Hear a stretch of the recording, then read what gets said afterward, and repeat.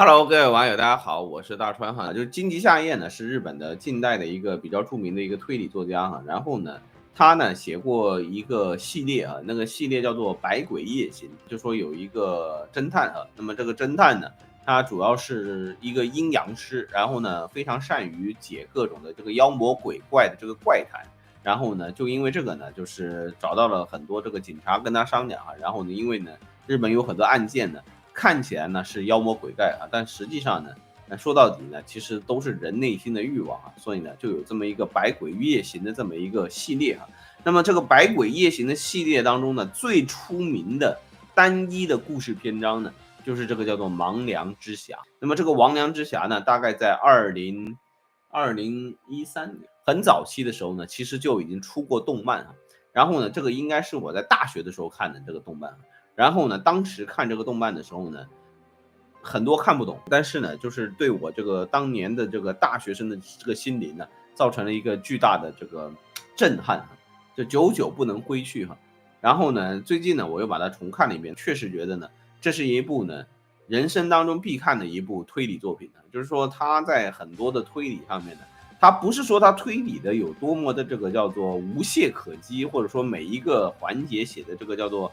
环环相扣啊，但是呢，它里面彰显的这种叫做人在欲望之下所扭曲的所有行为这个事情呢，其实呢是非常有日本的味道的。欧美写这个推理小说哈，就更多的是一种机械性的一种就是线索的这种叫做堆积，然后呢，它本身对人性的探讨呢，其实并不是特别多。你比如说福尔摩斯这么一个系列哈，你说句实在话，我觉得它主要是就是推理的那个过程本身就很有意思，但是呢，它里面的那些人物的那个内心塑造啊，还有包括这个内心波动这些东西呢，其实是差点味道的。但是呢，你去看日本的推理的话呢，日本的推理呢，其实整体来讲呢，它那个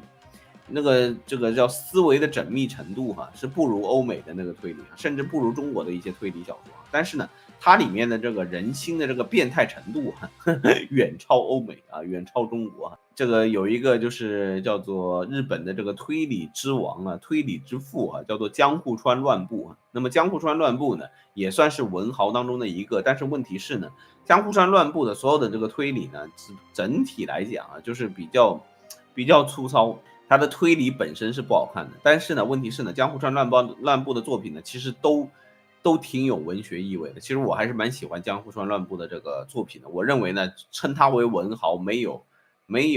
亏待，他是绝对的文豪。而他的文豪呢，并不是建立在他的推理有多么的严丝合缝，有多么的这个100%，而是呢，他每一个推理当中呢，这个扭曲的人性展现的实在是太淋漓尽致了。就是在江户川乱步的所有的作品里面呢，都有个很大的变态哈。那大家对江户川乱步的作品有兴趣的话呢，可以去看那个江户川乱步，那有一个乱步奇谭，那个也是一个动漫，让你理解这个江户川乱步到底有多变态。那种作品带给你的震撼呢，是远超所谓的这个叫做严丝合缝的推理带来的那个感觉哈。所以呢，金吉夏彦呢本身呢，在《魍魉之匣》这么一个作品里面呢，其实呢能够有一点这个江户川乱步的这个味道啊，能把日本推理的那种真正的写到心里面的那个东西呢，把它表现出来。所以呢，我认为呢是非常值得一看的一个动漫。首先呢，这个动漫好在哪里呢？就是一开始的时候呢，这个动漫的这个节奏非常的慢，然后呢特别的松散。就他一开始的时候呢，会写一个某一个作家的一部分的这个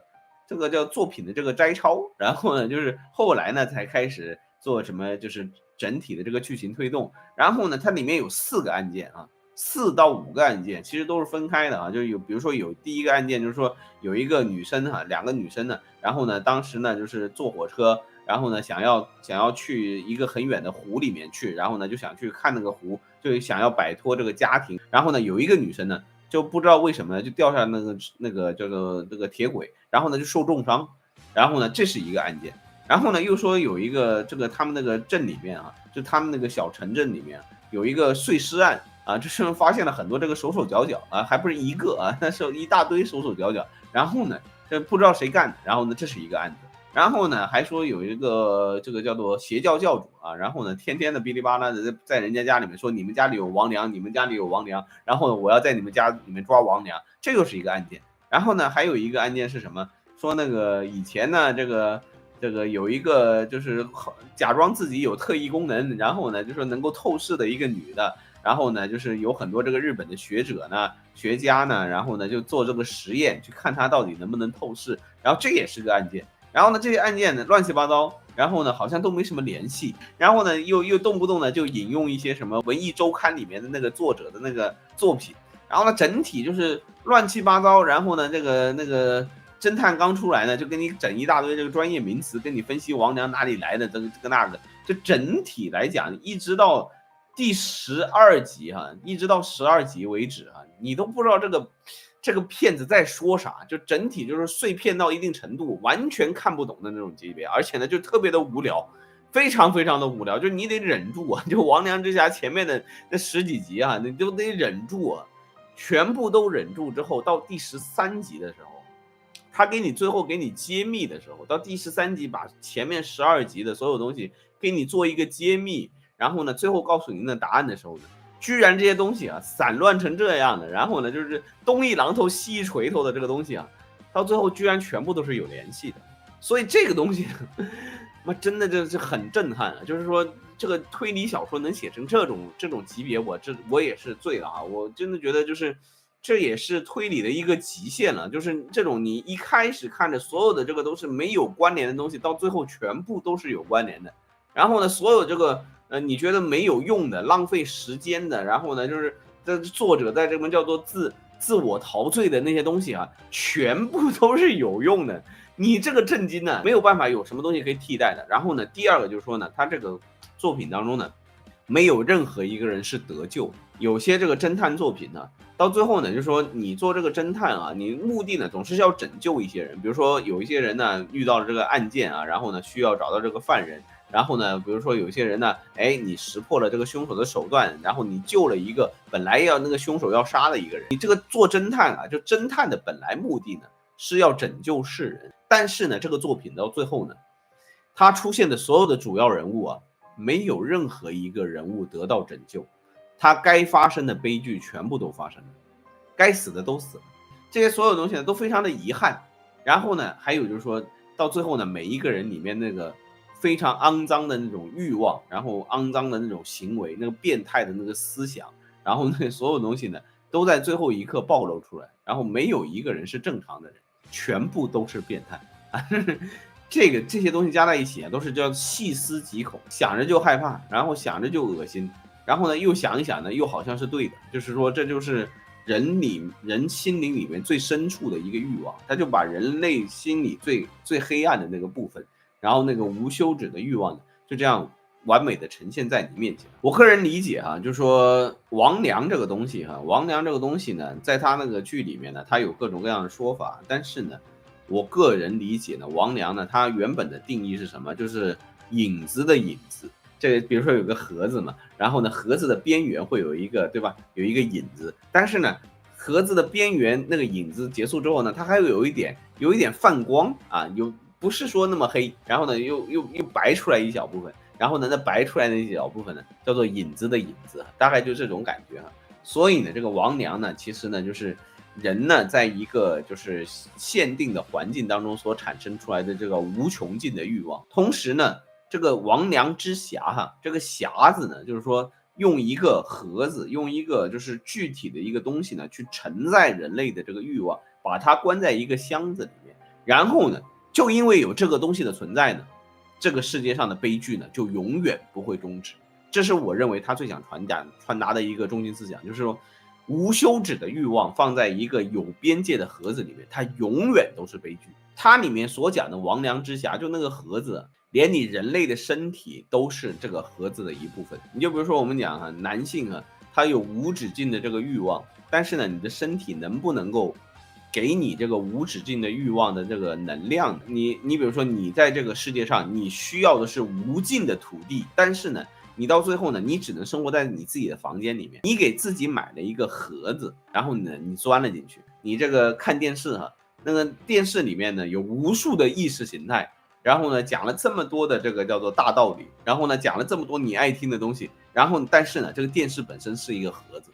他用一个盒子展现出了这个人类世界上的所有的无尽的欲望，所以呢，这个也是个亡良之盒。然后你就想想看，我们讲那个信息茧房，对吧？我们这个世界不是说现在这个情报越来越多了吗？不是情报交流越来越强了吗？不是说这个互联网上什么都有了吗？你只要搜索一下，什么情报找不到，但是呢，为什么人还是要往一个信息茧房里面去钻呢？你发现了没有？互联网越发达，我们的情报越多，我们的搜索手段越多，我们越容易接近真相。然后呢，我们自己都能像福尔摩斯一样，我们都是大侦探。结果我们以为我们拥有了世界上所有的情报，但是呢，我们自己选择了一个盒子，然后钻了进去。所以呢，这就是我们讲这个世界上最大的矛盾啊，就是你明明是有无穷的欲望，你明明有无穷的情报，但是呢，人一定要给自己找个盒子钻进去。所以呢，这个就是悲剧的源泉啊，这就是我们讲亡良之侠最想给我们传达的一个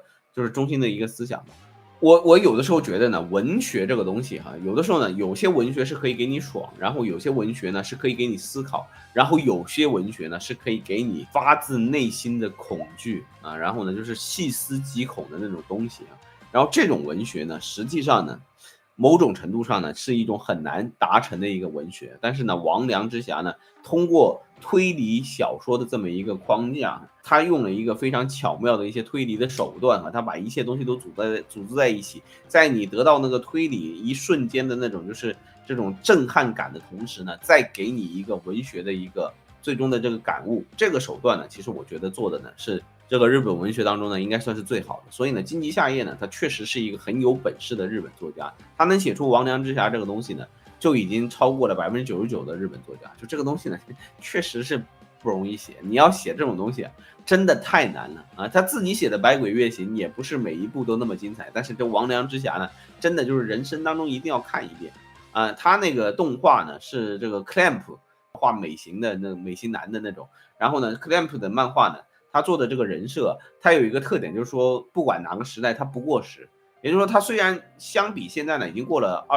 十几20年吧，但是问题是呢，就是当年的那个设计呢，你现在看起来呢，和当代的漫画呢、当代的动漫呢没什么区别啊。就因为 Clamp 呢，他就说这个画这个人呢，最主要的呢就是腿长，然后呢脸小，然后呢九头身平乳，然后就说 Clamp 画的所有人物啊，胸部都特别的小啊，都没有什么巨乳的啊。但是呢，他通过这个原则呢，这20几年过来之后呢，你发现呢，他这个动漫呢本身呢时代感不强，你不会觉得它是一个很老的动画啊，但是呢，确实能给你一个就是超出文化感觉的一种震撼吧。我记得我以前看那个莫言写的那个叫什么《檀香刑》呢，然后呢当中节选的最后的一部分嘛，《檀香刑》是一个什么样的小说呢？就是说它是讲那个刽子手的哈，刽子手应该叫刽子手啊。他不是要做那个凌迟嘛？凌迟不是分的嘛？就是有一等是1000多刀，然后二等2000多刀，然后三等是3000多刀。你要3000刀那个犯人才能死，然后你3000刀之前那个犯人死了的话呢，剩余的刀呢全是你刽子手在挨嘛。所以呢，就说那个时候呢，刽子手呢需要非常高的技巧。檀香刑呢，就是非常仔细的把这个凌迟啊，还有包括这些特别惨的那些酷刑呢，就写在小说里面。所以呢，当时就节选的那些部分来讲的话呢，真的让我觉得有点毛骨悚然。就这部小说呢，这个就是也是一部细思极恐的一个小说。你怕什么，他写什么。就是你这个凌迟啊，凌迟这个刑罚出来的，就是为了震慑别人啊，就是吓死你。这不是为了砍死你，他是为了吓死你。所以呢，有很多人呢说，哎，现在这个日本比较变态，然后呢说中国呢没有那么变态。但实际上呢，我跟你讲，不要50步笑100步，大家都是变态。也就是说，当年能想出凌迟这种刑罚的这个中国呢，也没比日本好到哪里去啊。所以呢，我们这个世界上啊，所有的悲剧呢，都源于我们无止境的欲望只放在一个有界限的肉体里面，然后呢，我们不停的给我们的肉体呢又加更多的束缚，我们自己给自己买个车，我们自己给自己买个房，然后我们自己给自己找份工作，每一个这种行为啊，都是给自己找个盒子，然后呢钻进去，钻进这个盒子里面呢，假装我们这个无止境的这个欲望呢是不存在的。但是呢，你越是假装它不存在呢，它就越会变成一个亡良，它会成为一个影子中的影子，然后呢，永远跟在你的背后，然后在突然出现的时候呢，有的时候呢就在背后猛地咬你一口，然后最后呢就把你的头颅都给撕咬下来。所以呢，王良之匣》这个作品呢，就相当于我们讲这个金融界，我们之前这么一长段讲的这么一些，我对这个金融界的观察都是一样的，就是在一个无止境的欲望面前，在一个资本主义或者说资产主义，这个已经到了一种极限级别哈，就能够骗走一个人一辈子的所有的这个积蓄的这么一个行业面前，你能指望这个人还能维持一个正常的形态？我觉得你反而是不正常的。对于这一个行业来讲呢，它是一个真正的亡良之匣永远在里面的人呢，就不可能有任何正常的行为存在。所以呢，这就是我们今天这个直播的主要内容。然后呢，今天没有人评论所以呢，我们今天就对吧，直接结束了